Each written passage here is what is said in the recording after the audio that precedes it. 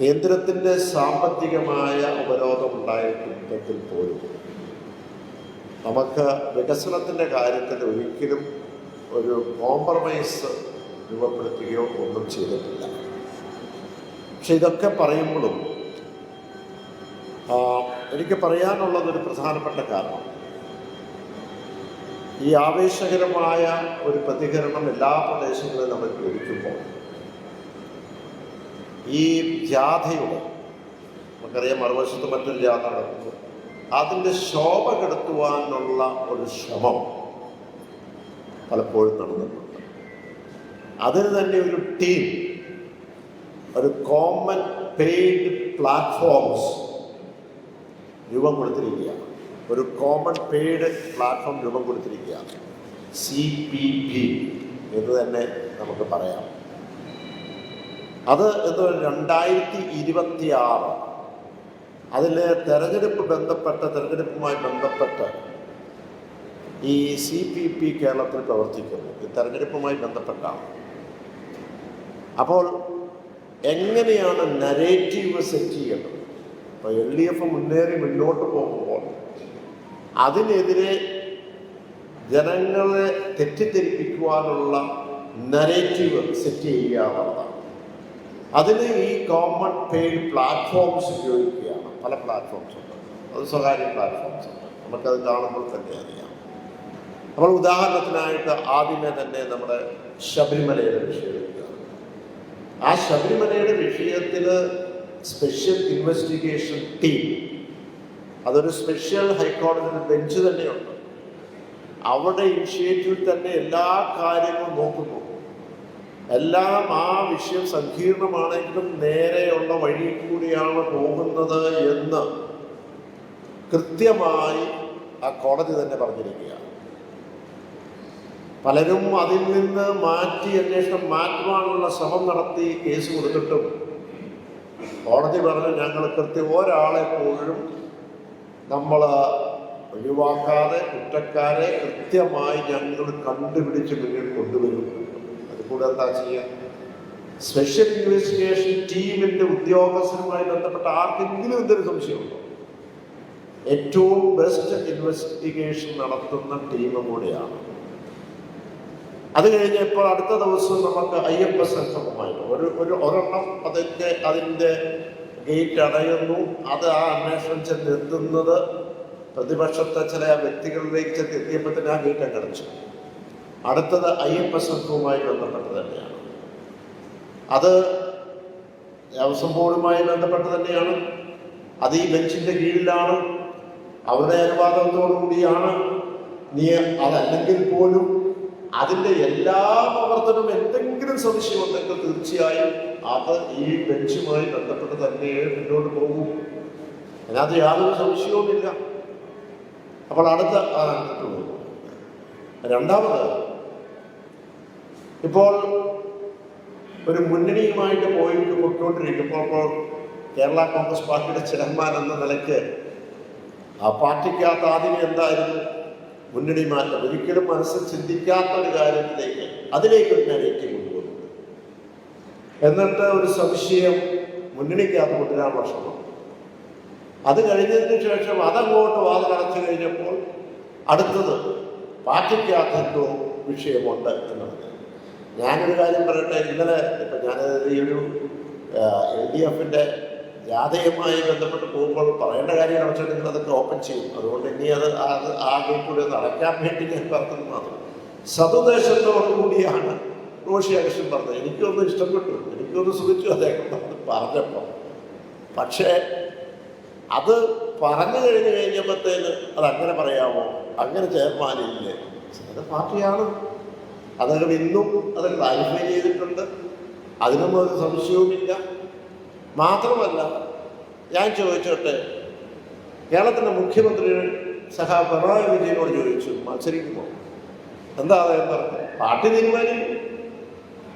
അതല്ലേ എന്നല്ലേ പറഞ്ഞു. പിന്നെ കേരളത്തിലുള്ള ബഹുഭൂരിപക്ഷം ഇടതുപക്ഷത്തിൻ്റെ CPMൻ്റെ ആളുകൾക്ക് അദ്ദേഹം മത്സരിക്കണമെന്ന് ആഗ്രഹമാണ്.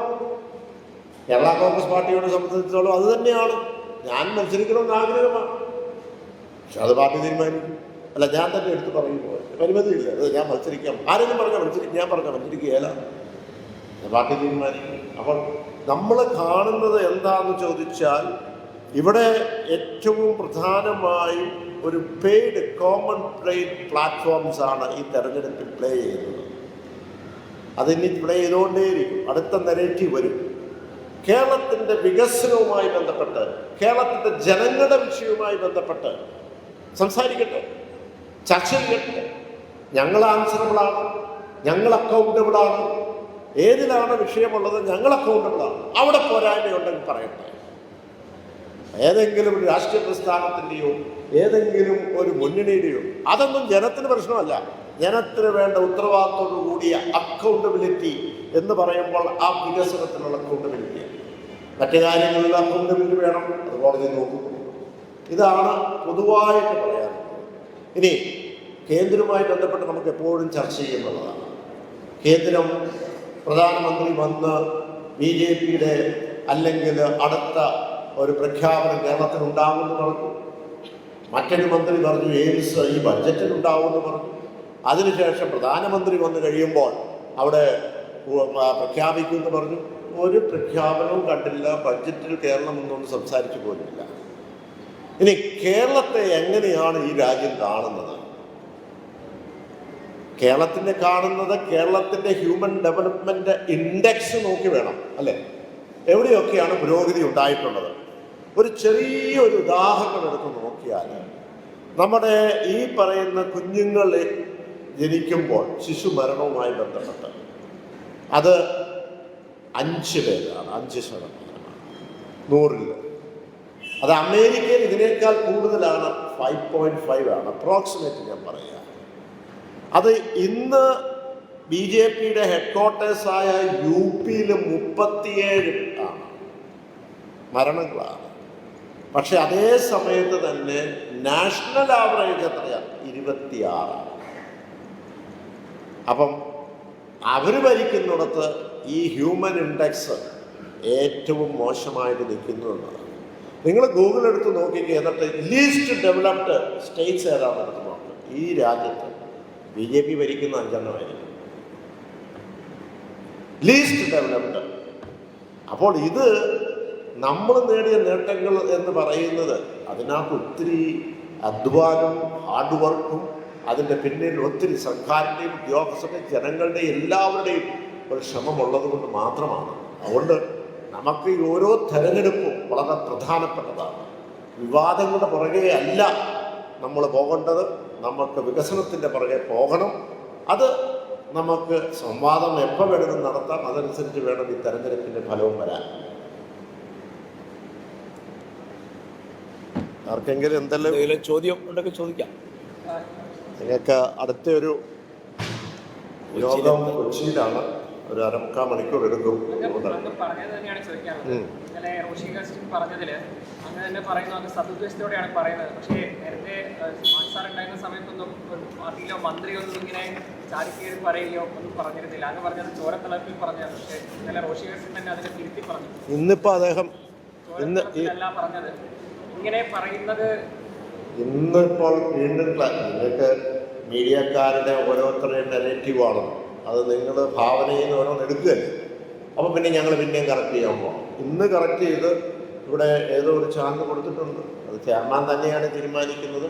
അതിനകത്ത് ഒരു കൺഫ്യൂഷനും വേണ്ട അത് ഞാൻ പറയുന്നത് നിങ്ങൾ കൊടുക്കുന്ന നെഗറ്റീവിലുള്ള തെറ്റാണ്. ഇത് സതുദ്ദേശത്തിൽ ഞാൻ പറഞ്ഞു, എനിക്കും സുഖപ്പെട്ടു, എനിക്കൊരു നല്ലൊരു സന്തോഷം ഉണ്ടായി. കാരണം ഇവിടെ കേരളത്തിൽ എത്രയോ ആളുകൾ പറയും, CPM പറയല്ല മുഖ്യമന്ത്രി മത്സരിക്കണത്. അതിന് പറയുന്നതിന് അവർക്കതിന് സ്വാതന്ത്ര്യമില്ല. അതിന് ഏതെങ്കിലും ഇനി മത്സരിച്ചില്ല എന്ന് പറഞ്ഞെങ്കിൽ നിങ്ങൾ വേറൊരു മെജോറിറ്റി ഉണ്ടാക്കിക്കോ, ഇഷ്ടം പോലെ ഉണ്ടാക്കിക്കോ. നമുക്ക് ഈ യോഗം നമുക്ക് കേരള കോൺഗ്രസ് ആക്കി എടുക്കാതെ ഞാൻ നിങ്ങൾക്ക് നാളെ മുഴുവൻ എത്ര നേരം വേണം നിന്ന് തരാം, നമുക്കൊരു ചർച്ച ഉണ്ടാക്കാം. മറ്റു കാര്യത്തിലേക്ക് പോട്ടെ. റോഷി പറയുന്നത് മത്സരിക്കണം എന്നല്ല, മത്സരിക്കും ചെയർമാൻ എന്നാണ്. മത്സരിക്കും, ഒപ്പം തന്നെ പാർട്ടിക്ക് ഒരു നേതൃത്വം ഉണ്ടെന്ന് അങ്ങനെ തെളിയിക്കാൻ. അങ്ങനെയല്ല പറഞ്ഞത്, പാർട്ടി തീരുമാനിക്കും എന്ന് പറഞ്ഞു. പാർട്ടി തീരുമാനിച്ചു എന്ന് പറഞ്ഞില്ല, അതിനകത്ത് വ്യത്യാസമുണ്ട്. ഇനി എന്തേലും ആട്ടെ, കൃത്യമായ ക്ലാരിഫിക്കേഷൻ എന്ന് പറഞ്ഞു. ഒരിക്കലും അച്ചടക്കമില്ല. സ്വാതന്ത്ര്യമുണ്ട് ഗവൺമെന്റിന് പറയാൻ, ജനത്തിന് പറയാം, ജില്ലാ പ്രസിഡന്റ് പറയാം, സ്വാതന്ത്ര്യമുണ്ട്. പക്ഷെ അവസാനം എന്താ പറഞ്ഞതെന്നുള്ളതല്ലേ, വാട്ട് ഈസ് കൺക്ലൂഡിങ് എന്താണ് statement? Concluding statement party will decide. ഇത് same thing I am telling the example of the CPM. പറഞ്ഞില്ലേ, അദ്ദേഹം പറഞ്ഞു മുഖ്യമന്ത്രി പറഞ്ഞ് പാർട്ടി തീരുമാനിക്കും, അതല്ലാതെ എനിക്ക് തീരുമാനിക്കാം, പാർട്ടി തന്നെ മുഖ്യമന്ത്രി ഞാൻ മത്സരിക്കാൻ പോകാം, ഞാൻ മത്സരിക്കാൻ പോകാം. മൈക്ക് ഒരിക്കലും തട്ടിപ്പറിച്ചില്ല. എൻ്റെ ബോഡി ലാംഗ്വേജ് എടുത്ത് നോക്കി, ഞാൻ ചുമ്മാ തട്ടിപ്പറഞ്ഞു. ഞാൻ ചിരിച്ചുകൊണ്ടിരിക്കുന്നു, അദ്ദേഹം പറഞ്ഞു അങ്ങോട്ടും ഇങ്ങോട്ടും സഹോദര തുല്യമാണ് പറയും, അത് പറഞ്ഞോട്ടെ, അതിനുള്ള സ്വാതന്ത്ര്യം ഞാൻ അദ്ദേഹത്തിന് കൊടുത്തിട്ടുണ്ട്. അതിനുള്ള സ്വാതന്ത്ര്യം കൊടുത്തിട്ടുണ്ട്. ഞങ്ങളൊരു ടീമായിട്ട് തന്നെ പോകുന്നത്. ഞാൻ പറഞ്ഞു അതിനകത്ത് നിങ്ങൾ എന്ത് വിചാരിച്ചാലും അതിലൊന്നും ഒരു ക്ലീൻ പത്താൻ പോകുന്നില്ല.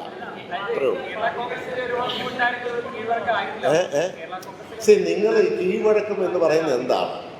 അത് ഞാൻ പറഞ്ഞത് എനിക്കൊരു പ്രൊപ്പറേറ്ററി ഉണ്ട്, പാർട്ടി അഭിപ്രായം, അദ്ദേഹത്തിന് അതൊരു അഭിപ്രായം പറയാനുണ്ട്.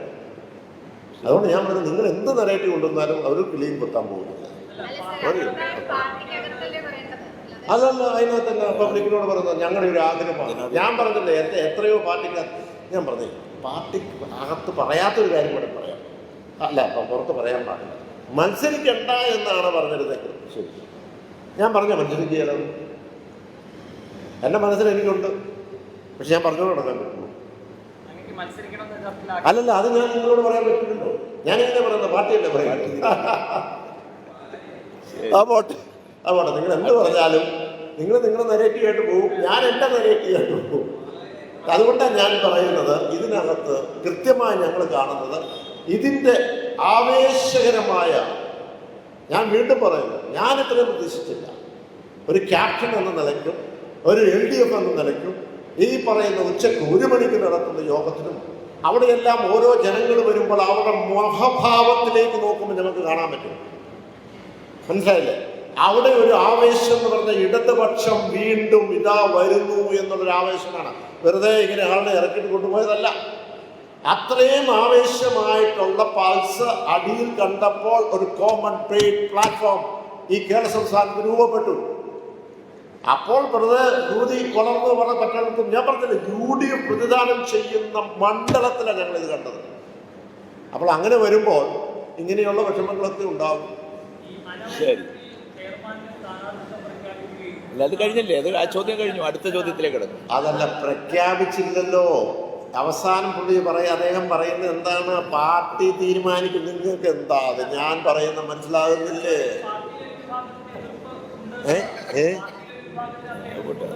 മത്സരിക്കുന്നില്ല എന്ന് പറഞ്ഞ എതിർപ്പുണ്ടെന്ന് ഞാൻ പറയാം. പുള്ളി അദ്ദേഹം പറഞ്ഞല്ലോ, എന്താ കേരള സംസ്ഥാനത്ത് ആദ്യമായിട്ടാണോ അവസാനം മത്സരിക്കുന്നു പറയുമ്പോൾ പ്രശ്നമായോ?